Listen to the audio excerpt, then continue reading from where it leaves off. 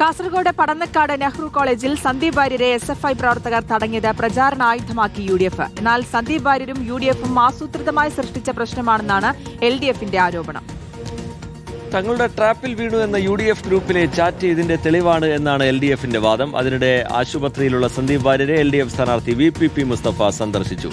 VS Ranjith വിവരങ്ങളുമായി ചേരുന്നുണ്ട്. VS Ranjith, ട്രാപ്പിൽ വീണു എന്ന ഈ സന്ദേശം ട്രാപ്പിലാക്കുന്നുണ്ടോ UDFനെ? VS രഞ്ജിത്ത്.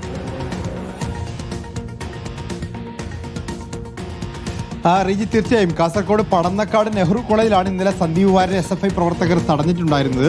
അവിടെ പ്രകോപനപരമായി SFIയുടെ ഭാഗത്തു നിന്ന് പ്രകോപനം ഉണ്ടായി എന്നുള്ളതാണ് സന്ദീപ് വാര്യർ പറയുന്നത്. സന്ദീപ് വാര്യരും ആ സമയത്ത് SFI പ്രവർത്തകരോട് തട്ടിക്കായെന്ന് നമുക്ക് വീഡിയോ ദൃശ്യങ്ങളിൽ കാണാമായിരുന്നു. തൃക്കരിപ്പൂർ സ്വാഭാവികമായിട്ടും ഇടതുമുന്നണിയുടെയും CPMയുടെയും ഒരു കോട്ടയായിട്ടുള്ള സ്ഥലമാണ്. ആ കോട്ട ഇളക്കുക എന്ന ലക്ഷ്യത്തോടു കൂടി സന്ദീപ് വാര്യർ വലിയ തോതിൽ പ്രചരണ രംഗത്ത് സജീവമായിരുന്നു. അങ്ങനെ സന്ദീപ് വാര്യർ പടന്നക്കാട് നെഹ്റു കോളേജിൽ പ്രചരണത്തിനെത്തിയ സമയത്താണ് ഈ SFI പ്രവർത്തകർ തടയുന്നത്. ഇത് ആസൂത്രിതമായി തടഞ്ഞതാണ് എന്നാണ് സന്ദീപ് വാര്യരുടെ വാദം. സന്ദീപ് വാര്യരെ ആശുപത്രി പ്രവേശിപ്പിച്ചിരുന്നു. എന്നാൽ ഈ വിവാദം നടക്കുന്നതിനിടയിൽ UDFന്റെ ഒരു വാട്സപ്പ് ഗ്രൂപ്പിൽ ഒരു ഓഡിയോ സന്ദേശം വരുന്നു. തങ്ങളുടെ ട്രാപ്പിൽ വീണു എന്നുള്ളതാണ്.